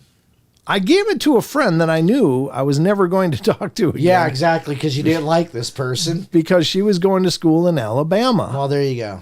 A month later, at a random party I would normally skip, I ran into her. And she happened to bring the Ouija board with her. A little hate came back, didn't it? Yeah, that's karma. Somehow that night, it found its way into the trunk of my car. Oh. And I ended up taking it home. 3 months later, I gave it to someone else, and this time to someone on the West Coast. 6 months later, she was back in town, and the board ended up at my place somehow. Again, I didn't do anything with it. I didn't want anything to do with it. Yeah, well, dispose of it properly. Yeah. Stop trying to give it to people you don't like to take it to place. It's like Jumanji. Yeah. Finally, I met some exchange students from Austria. Oh, no. I convinced them to take it with them as a funny American souvenir. I was in my senior year of college and graduating, and they went back to Europe and took the board with them. All was well, and I knew I was never going to see it again. Or so I thought. Yeah. The next year, I went to a Halloween party. I dropped in on some friends who were still in school. I started walking in the back door and saw the two exchange students from Austria. Hey. They were back and at this one particular party. I made everyone who was there with me leave. I didn't want to find out if they had the board, as I didn't want to get it back again. And I still worry that someday that thing is going to show up on my doorstep. Oh, my God. That was by Alcimedes. Or Alchimedes, I guess. Yeah, I'd say Alchimedes. Okay. Yeah, you know what? What goes around comes around. Yes, Diane. It's that's like the one of those Christmas things. fruitcake, right? Yeah, exactly. We've been passing this thing around for 40 years. You can't eat it. It doesn't even chip. Yeah. You can drop it on the floor and it'll bang the floor up. Yeah. But yeah, I mean, that's one of those things. It's like, no, don't even start up. No. Don't even I'm start. going to give it to this person because I know I'll never see him again. A year later, guess what? Yep. Oops. Yeah. Gosh, it came all the way. It may have come all the way back from Australia or Austria. Yep. Which is Germany, not, down south. Yeah. Anyhow. A string of coincidences is That next. would be the Ouija board. That's a string of coincidences. It was. A long time ago, I had a mobile phone before they were common. I was meeting up with an online friend for the first time to have coffee. We were walking around looking for a coffee shop when we heard sirens close by. They were followed by cruisers and ambulances, and we simultaneously said, "I've never seen a dead person." We laughed and kept on walking, not really thinking about the comment. And just as we were crossing the street, we both looked ahead. In the crowd ahead of us was an old woman who was standing perfectly still in the middle of the moving crowd. Well, our fun day was about to turn into a nightmare. A second later, she fell like a tree flat down on the street. Wow. My friend and I instantly ran up to the woman thinking, oh my God, did she just die? There were two other women approaching who were obviously concerned as well. They asked the surrounding crowd if any one of us had a mobile phone. No one replied, and I was the only one, so I picked it up and started dialing for an ambulance. As I was dialing the number, I looked up, and to my surprise, I saw the crowd parting in front of me. A guy on a bike came in full speed through the people and yelled, "Let me through! I'm trained for diabetic emergencies, and this woman needs my help."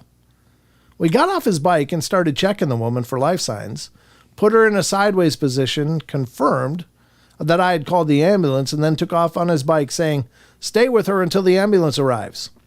A few minutes later, the woman came to, and we tried to make conversation with her, and she didn't speak, just gestured and silent mouth movements. Well, I was worried she might be seriously injured. Then one of the two women who had stopped to help started gesturing to the injured lady and said, "She's deaf. I know sign language." I was relieved, and after a few minutes, it was clear that the old woman was shaken but okay. She just wanted to go home. Yeah, that's all they want to do. I called off the ambulance, shook her hand, and said goodbye to the other women. Needless to say, I've never ever experienced a string of coincidences like that before from multiple people involved. Now that is crazy, huh? Yeah, and that was by Swede AIDS. You know, people like that, people who have seizures and epileptic fits and things like that, or epileptic episodes, or, you know, just even, you know, diabetic issues like that.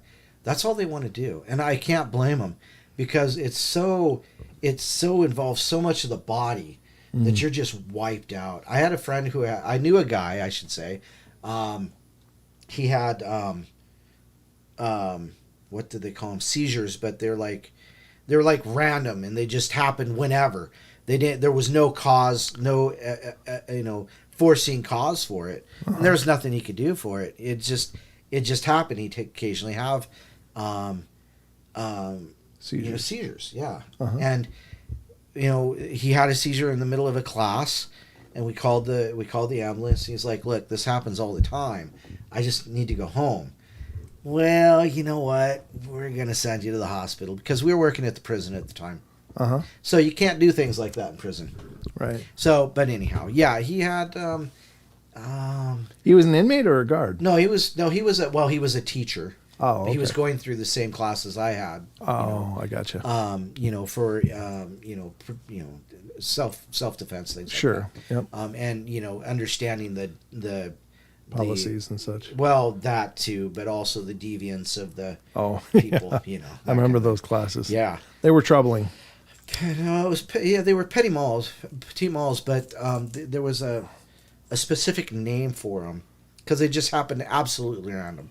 Oh. He would go year. He said he's gone 2 years without. And this guy, he was probably in his late 50s, early 60s when I met him. Oh, okay. So he'd had them all his life. He'd go 2 years without having them. Wow. And like emblematic or something like that. I can't remember. But anyhow, yeah, and they just want to go home. That's all they want to do. Yeah, no place like home. I remember times I've been in the hospital. The only place I wanted to go was home. Yeah. It's like, oh, okay, give me the medicine. I just want to go home. Yeah. All right. Like we were kids again. We're going to read this one and then we'll move on, because the night's burning away, Don. Yep. What time is it? 8:30? Yeah. It's 8:30 already? Yeah. Wow. This one is like we were kids again. I had a very close friend in middle school, and we hung out a lot. Made a lot of jokes, teased girls, and played video games. However, our favorite activity was watching episodes of The Simpsons. Oh, God. While his mom made us some seriously awesome snacks. Jeez. One day near the beginning of the winter-spring semester, I got heartbreaking news. His parents decided that they were going to upend their lives and leave to care for their ailing grandparents who were still in Venezuela. Yeah. We didn't have much time to hang out, but one of the last things we did together was watch the Simpsons episode where Bart was accused of fraud in Australia. We laughed and had a good time. Chaz Wowzers, a fake Australian neologism,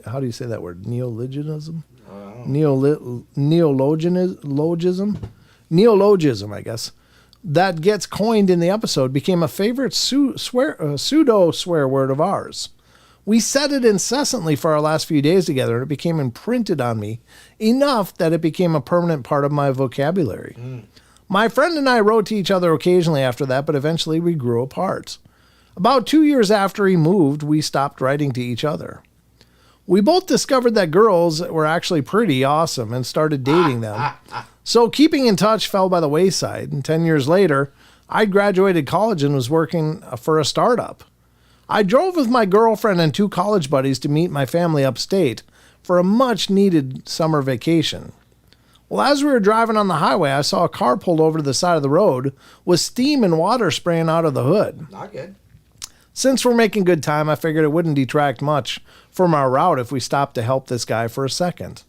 I pulled over behind the car and walked up to the driver, who was obviously exasperated and dialing a tow truck. As he surveys the damage, I heard him say, "Chaz Wazers." I stopped in my tracks. It was my old friend. We spent hours at the nearest rest stop exchanging stories. We never made it upstate that day, but I didn't care. It was like we were kids again, and easily the greatest afternoon of my life. Nice. That's really cool, by Redditor JXF. That's a wonderful story. Yeah, that's awesome. And again, there you go. What is that, a coincidence? No. Your paths were supposed to keep crossing, right? Yeah. I mean, wouldn't you say, Don? I would say Oops. so. Forgot to turn that off. There we go. Oh, I was wondering. I was looking at the ghost radar. No, it wasn't that. It was Dang just a question of the week drop screen that I forgot to shut off. So we're going to head over to phantomsandmonsters.com for the Cryptid Corner and check it out. And the Cryptid Corner is basically where we talk about all things cryptid creatures and such. And some of these are cryptids you might know of. Some of them can be UFO-y or even spiritually. But Phantoms and Monsters is a great site for reading about all kinds of different encounters, Lon's investigation groups and research groups that he has, his books, which are numerous, as well as his podcast, which is the Phantoms and Monsters podcast. So check it out. Help support what he's doing. And special thanks to Lon for letting us visit his site on the Paranormal Portal. So this one is from February 23rd, 2023. So it's been up here for a while. And this is Mantis Aliens in My Bedroom. Be careful what you wish for. Definitely. Yeah, I don't know if you want mantis aliens in your bedroom. I don't know. I know a guy who said he had mantis in his front room with a laptop back in 1995.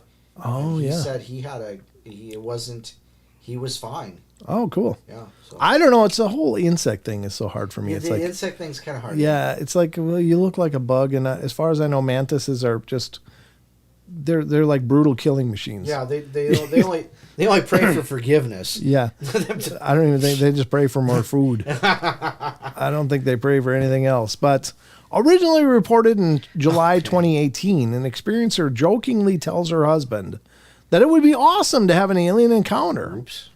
Little did she know that her wish was about to come true. Just wanted to share an experience I had a couple of months ago to see if anyone else could help me try and understand better what is going on, and if anyone else has experienced something similar. The date is between August 21st, 2017, solar eclipse, and August 31st, 2017. My husband and I woke around 3 a.m. to sounds outside our bedroom door. When we looked outside, we found our dogs crying to be let in, but we had locked our dogs in their crate before going to bed, and our backyard gate was locked as well. Jokingly, my husband said, "I think aliens teleported the dogs outside." And I said, "Oops. I hope so. That would be awesome." Oof. My husband put the dogs back in their crate, and we went back to sleep. Well, within a few minutes, our bedroom door opened again, and when I turned to look, two little beings floated into the room. Oh, no. As soon as they saw me looking at them, I was instantly knocked into paralysis and couldn't move at all. Well, this also shifted time into super slow motion flow. I began to struggle and freak out, and that seemed to then knock me out of my body into another plane or dimension. I could now move, and when I rolled over to look up at this, it had a black-colored wind moving behind and around it in slow motion. Yeah. Well, that's horrifying. Yeah. Excuse me. Wow. Began to struggle and freak out like it just knocked me out of my body into another planar dimension. That's insane. Hey, yep. All right, sorry. I inhaled and swallowed at the same time, and that didn't work out at all. Yeah, you're supposed to swallow your spit, not inhale it now. Yeah, no, that didn't work. I thought we learned how to eat properly when we were like 2, you know. Yeah, there's a lot I'm still learning, Don. Me too. I can remember to inhale, too, when I'm reading stories. Yeah, it's good to breathe. Yeah. I never saw, around in slow motion, I never saw the second being that seemed to stand guard at the door, but I somehow knew it was there. It was hard to focus on it because time seemed to slow down, way down, and it was as if my vision would vibrate when I looked at it. It had an extremely white head shaped like a Chinese dragon mask. I thought it might be a mask at first with a protruding brows and forehead. I then saw it had very slim neck and a collar at the top of the suit he was wearing. It was gray and form-fitting with a belt or band in the middle. The energy it was putting off was very unfamiliar to me, and I did not like the feeling of it, and I immediately noticed that I could feel myself outside of my body from above at the same time, and that I could feel it from below in bed. I could see and remember everything at the same time from both locations. Wow. My instincts told me to create a protection field around my husband and me in bed, and I pushed out this blue sphere of light around us from below. But as I was watching myself do this from above, it looked like a flat blue circle instead of three-dimensional. Of course it would. Why? Well, because you're only seeing one side of it. Oh. You're only going to see a disc. Okay. Well, I was really struggling from below to move and wake my husband up, and I could start to feel myself swaying and trying to shake. From above, the energy was so uncomfortable that I wanted to get out of the room immediately. I started floating out my door and then hovering above my pool outside. It was well lit outside, not sure if it was close to a full moon or if it was just an artificial light from above. I felt as if my body inside could almost break free from this paralysis when I was sucked back into my room and shot up in bed. I woke my husband up and said they were just here floating around like Peter Pan. He could also feel that something was off and didn't quite know what was going on. He ended up getting our 9mm out and stayed up in the living room for the rest of the night. The time on the clock when this started was 3:23, and when I shot up in bed, it was 4:14. I wrote everything down to try to make sense of it all, and a few months later, my notes disappeared. I knew something was missing in that hour in between the beginning and the end of the experience, so I went to hypnosis to try to recover my memories. So, February 9th, 2018, hypnosis session. There was an hour of time missing from the night of two beings came into my room, and this is what came to the surface during my hypnosis session. I felt sucked out of my bedroom and floated out above our pool outside through our sliding glass door, and I remember being in an extremely bright white room that eventually turned into a large oval-shaped room with a metallic table in the center. I floated over to the table and realized that there were other beings in the room with me. They were very tall with white robes, and they looked like praying mantises. There were 2 or 3 of them, very big-looking heads. There's a strange hum to everything. I then felt a warm golden light start to shine down on me from above, and it seemed as if they were scanning me, downloading and uploading energy software or information.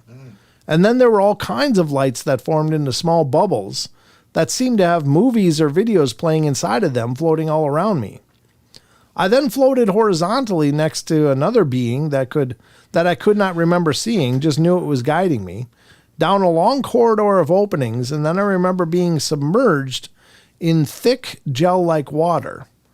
It was pulsating with electricity, and I felt my body being pulled outward as if being flattened with the waves of energy. The hum in the silence was very loud, and I felt myself being pulled into a wormhole or tunnel. It was pumping me through it like an ocean current, 10 feet forward, 3 feet back, and I felt this light lead me back towards my bedroom. And as I looked back up into this light, there were 4 blue beings looking back down at me from above. And there's a drawing that she did. They look like kind of like grays, though, really. Yeah. And then I shot up in bed in my room again, knowing instantly that 2 beings were just in my room floating around like Peter Pan right before all of this happened. Okay. It was as if I had floated above my pool and then was instantly sucked back into my room and body before recovering these memories during my hypnosis session. I do remember other humans being in this place also. They were also helping or being helped also. This place did not feel as if it existed in this reality or time or universe. It was somewhere completely separate and outside of everything. After this experience, I went to a float tank on October 22nd, 2017, and had memories of being in a craft and traveling through wormholes out of the universe. That night, I woke up to a violent episode where my eyes were banging around in my head so hard that I couldn't move without throwing up for hours in the bathroom and had to be taken to a vertigo specialist that diagnosed me with BPPV. And I have had issues with it to this day still. What is BPPV? I wonder. It is benign proximal positional vertigo. Oh, benign proximal visual vertigo. Yeah, Okay. so basically, it's a problem with the inner ear. Oh, okay. Gotcha. Maybe that comes from being sucked through wormholes. Is caused when loose chalk crystals get in the wrong part of the inner ear. Oh.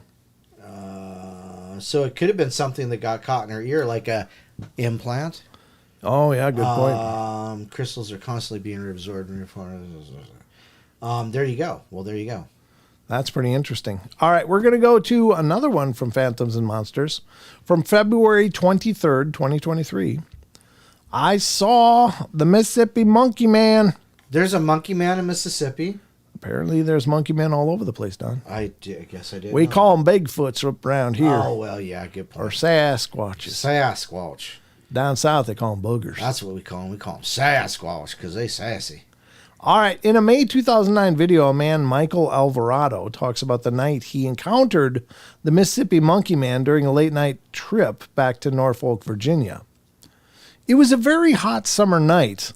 I was coming back from Virginia Beach, and I and my girlfriend at the time were together by the time I got to Mississippi. I'd left Virginia early in the morning in the car, and by the time I got to Mississippi, Highway 59, it was already close to midnight, or maybe 1 in the morning. Highway 59 in the eastern Mississippi is very, very lonely. You just have Highway 59 with the traffic going and that way and the traffic coming this way. And you've got tall trees on both sides and nothing else. Maybe you might have a little rest area or a little mom and pop gas station every 15 or 20 miles, but in between, there's really nothing. And then it says, as I drove that night, I was tired and I was on the road from the morning. Since the state of Virginia, my girlfriend was already asleep, and my little boy was in the back seat because I'm a night person. I didn't have a problem staying awake. As I drove down the highway on the side, I saw a man walking kind of fast, looking down, very tall, loping man. And I thought he was wearing a coat. I thought, what in the hell is he doing here? First of all, why in the hell is he wearing a damn coat in this hot Mississippi night? I said, honey, I saw a man walking all alone. I need to help him. And she said, are you crazy? I said, no, I'm not going to offer him a ride. I'm going to give him some money so that way as soon as he gets to the next town, he can get a room or buy himself a nice hot meal or whatever. That's nice of him. So I put the car in reverse to make sure that I wouldn't get ahead. And I was already about 2,000 feet ahead of him, but I was going in reverse and he was closer to the woods. He was actually on the shoulder of the highway, and I stopped the car and he stops. He looks at me, and I notice a massive man, and my eyes are trying to adjust to the darkness of the night. And I said, sir, I'd like to offer you some money, sir, so that way that you could rent a room in the next town. He looks at me, and I realized I was not looking at a man. He made a loud screeching sound that even today my ears hurt, and then he ran into the woods. I was so horrified. I got in that car and I said, honey, I didn't say anything else. I put the car in first gear and drove 85 miles an hour. And my girlfriend was like, what happened? What happened, honey? What did he do to you? I said, honey, it wasn't a man. It was Sasquatch. I just had an encounter with Bigfoot. Later on, I realized that there have been stories dating back to the 1800s and 1700s about the Mississippi Monkey Man. Stories passed on by the slave Indians, people from back then, about the Mississippi Monkey Man. Wow. Can you say that one more time? Which one? Mississippi. Mississippi? Yeah, Mississippi. I grew up next to the Mississippi River. Mississippi. Mississippi. Yep. I know how to say it right. I'd like but to have 4 Z's, please. when you live next to something and you say it all the time, Right. you just go for the abbreviated version. You get kind of Mississippi. lazy. Mississippi. Mississippi. It's a Mississippi. At least I did. I don't know. Maybe it's just me. I don't know if mom I'm sure pronounces it right. She was always a stickler for for good pronunciation. No, well, good. Yeah. I like people who can enunciate. Enunciate? Okay. Doug. Mississippi. The Mississippi Monkey Man. How's that? She's never been married. Huh? Mrs. Mrs. That is married. It is married. Never mind. Yep. She's married. My brain's gone. I'm tired. It's time to go home. The Paranormal Portal sucks us in, Maggie. Yeah, Maggie was supposed to be cleaning her house, but she sat down to listen to the news and never got back up. Oh, well, that house will be there waiting for you, Maggie. That's right, yeah. But we won't be. So I think you did a wise investment with your time. At least that's the version I'm going with. That's good. I appreciate that, Maggie. I mean, I know house cleaning needs to get done. She says, just impossible to keep a house clean with a dog, 2 long-haired cats, and a mini tornado, a.k.a. my 10-year-old. Yeah, that'll do it. I think I read this one already. I don't know why it's still open. Okay. Here's another one having to do with some big feet. It's not overly long, but it has to do with big feet near Mount St. Helens in 1938. No way. Way. Again, from phantomsandmonsters.com, 3 Bigfoots approached campers near Mount St. Helens in 1938. I don't know if they are still as plentiful in the area as they used to be following the eruption. Right. But there is legends going back from Mount St. Helens to forever about the big hairy men that are out there, even back in the First Nations. Then, of course, the eruption happened and all the legends that spawned out of that about potential bodies being recovered or injured Sasquatch coming out of the woods staggering, following that eruption. It was nothing short of an immense eruption of that volcano. But it went from extinct to active for a period in a heartbeat, literally. Yeah. So, apparently some Sasquatch, as stories go, people that were in the efforts to clean up after there did find apparently Sasquatch that didn't make it, and then some that did. And and there's the story that goes that there was a Sasquatch helping yes, some kind of military type yep. in finding and helping the Bigfoot population at that time. Yeah. Well, there you go. So I don't know what to make of those stories for sure, folks. I think a lot of it is a kind of an apocrypha, but there may be legitimacy to it. I can't say for sure. It's just fantastic claims require fantastic evidence, in my opinion. But I'm all ears. I keep an open mind about these things because I have no doubt that these are intelligent beings. But let's see what this article says. All right, so in October 1938, 5 friends were making their annual camping trip to Mount St. Helens. And on this trip, they encountered 3 giant hairy creatures that neither of them had ever seen or heard about. The following account was forwarded to me. This is a Bigfoot encounter told to me by my grandfather. It happened in the early fall of 1938, and he and his friends did a backpacking trip to a small remote lake near Mount St. Helens. Well, they did this annually. And one year, they even summited the volcano during their yearly camping trip. This particular year, there were 5 of them. The hike end took a couple of days back then, but there weren't as many dirt roads built as there are now. Well, they chose late summer and early fall when the berries were in season, and the fish were usually biting well because they did not want to pack much food. Yeah, that's a good... Yeah, no kidding.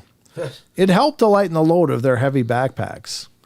My grandfather was a little over 20 years old during this backpacking trip, and after the 2-day hike to the lake, they set up camp and decided the next morning that my grandfather and another guy would try to catch some fish. The other 3 young men would go collecting berries. Well, the next morning they did just that. My grandfather walked to the far side of the lake, and his friend was on the side nearer to camp. The fish were biting, and he'd caught a few, when all of a sudden he started to feel uneasy as if he was being watched. God, that comes up all the time. The hair on the back of his neck seemed to stand on end, and then he got a whiff of a foul, rotting stench. We started to look around, and directly behind him, only 20 to 30 feet away, were 3 giant human-like creatures covered in dark brown hair, from head to toe, standing at the tree line. My grandfather was a large man, around 6'4", and the smallest of the 3 creatures was just as tall as him. However, it was much wider at the shoulders and much thicker. According to what he was looking at, the next creature was about a foot taller, and then the third was even a foot taller than that one, putting each of them at 6 feet or better. The next one was over 7 feet, and the other one was over 8 feet tall. He was overwhelmed with adrenaline from fear and panic.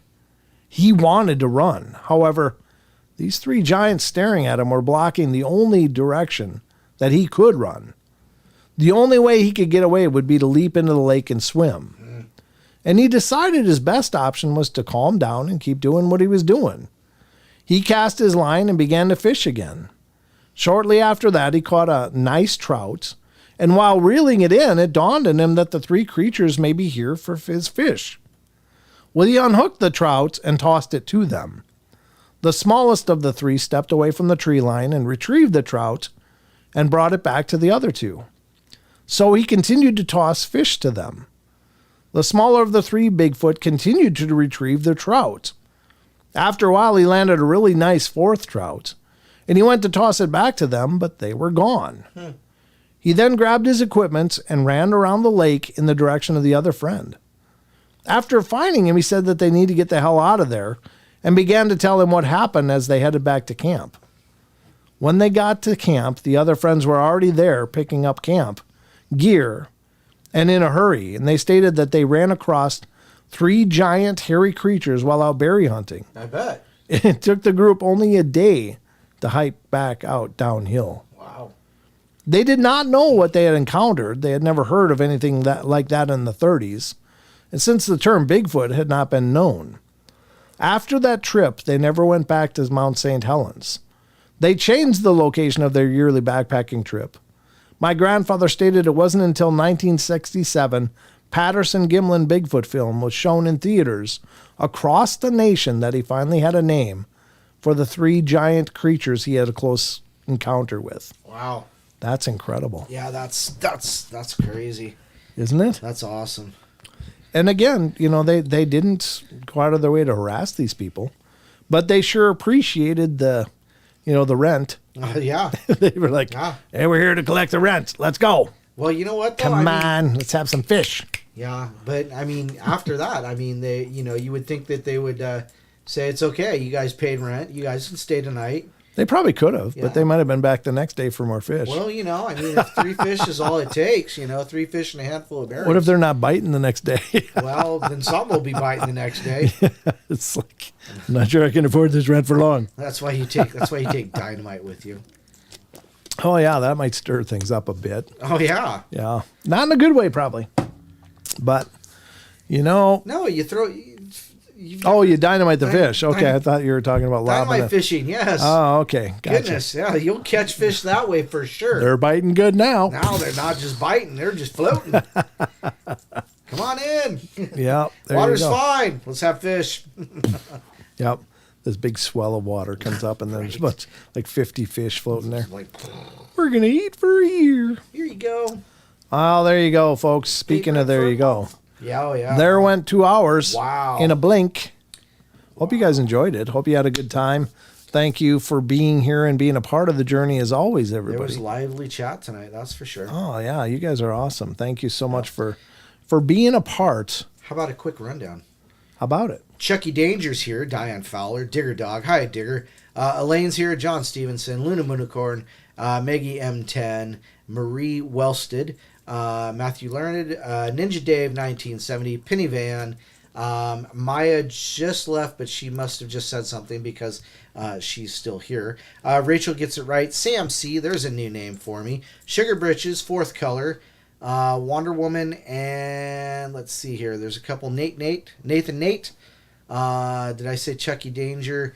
Backroading with Stacy and Jody. Brenda Joe. Wow, they're just Hardwick, Big D, Yep. Opal. Oh, they're starting to talk now. Did I say Sugar Britches? Private Eye Paranormal with Stacy and Jody. So one's Stacy, one's Jody. There you go. Wow, yeah.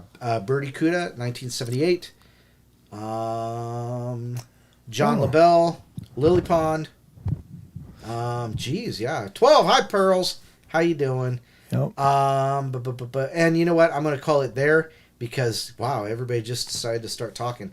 Wow, it is so awesome to have so many people. Did you get Troy chatting. W? I did not. Okay, Troy There you W go. popped And in. also, hi, Mom. Oh, of course, Mom's out there too. Yeah.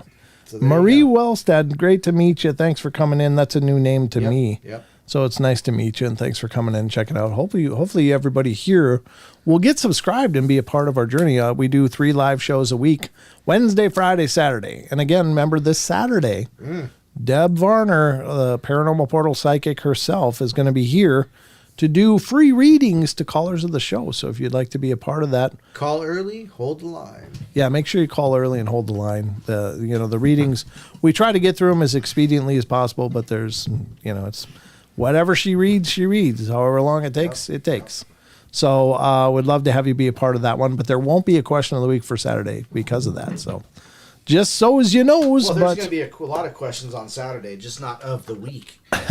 yeah, there'll be lots. What's my work situation? Yeah. Yeah, Those are the big ones. I think it's something everybody's wondering about. Did you say the 4th color? Yes. Okay, because I saw the 4th color pop up here, so I was just going I to say sure it. did. Well, that's all we got. Excuse What me. time Saturday? John LaBelle starts at 7 p.m. Yes. Pacific time. 7 p.m. Pacific time, 10 p.m. Eastern. And anywhere in between. And the number is what you see on your screen right there below Don or my face. Somewhere on the screen there. And so that's the number you'll call in. Just get on hold Good and time call. and wait. It's if you want a reading quick, then call in. You can even call in before the show starts and just get on the holds if you guys want. You don't have to wait till the phone lines are always active. Even when I'm not doing shows, they can always so if you call in just before the show starts, that'll put you in the queue and we'll get to you as soon as we can. Okay. So that'll be Saturday nights. Grilled cheese, Penny. Grilled cheese, tomato soup, lots of crackers. All right. Well, that's all we got time for. Remember, Teespring, look at the link down below. There might be a little purchase bar below this video as well if you're looking at getting some portal gear and helping to support keeping the lights on here in the studio and making Don smile, There you go. which is always important. So, Don, anything in closing? No, he just covered my last thing, so there you go. I stole your thunder, man. Oh, don't forget, we got that new the new podcast coming up this week, of course. Yeah, that'll be mine. Hey, have you been posting those to the YouTube like you have? They do it automatically. They do now. it automatically. Yeah. Nice. So if you want to check out our podcast, this is a live stream here. This is not the podcast. The podcast is a playlist. Well, it's actually on all the major platforms. So you can hear it from Spotify, Pandora, Google Play, iTunes, iHeart, etc., etc. But you can find those here on our YouTube channel. Just look down on the main page, youtube.com/paranormal portal, and you'll see a playlist that says podcast episodes. That's all of this season 4 that we're on. Those are the current episodes for this season. So if you want to listen in, there's some great, well, they're all great shows, but there's some great interviews that we were able to get with Thomas Winterton from Mysteries of Skinwalker Ranch. Yes, that was awesome. James Vieira from the Giants show He's on awesome. history. I like him. We had Stacy Brown. Yep. And we just had a great time. We've interviewed and talked to some, all of you guys are wonderful. So remember, if you've got a bunch of experiences in the paranormal and wouldn't mind being a guest on the show, email me. Yeah. paranormalportalradio@gmail.com. You could be a guest as well. So that's going to wrap it up for us for tonight. So you guys take care. Remember, be good, be kind, be nice, take care of each other, help each other out. Find the magic in every day. It's all around you. And remember to laugh as much as you can. There you go. We'll be back on Friday night. At least I will. So you can join me then. Until then, folks, take care. Be good. Good night. Good night.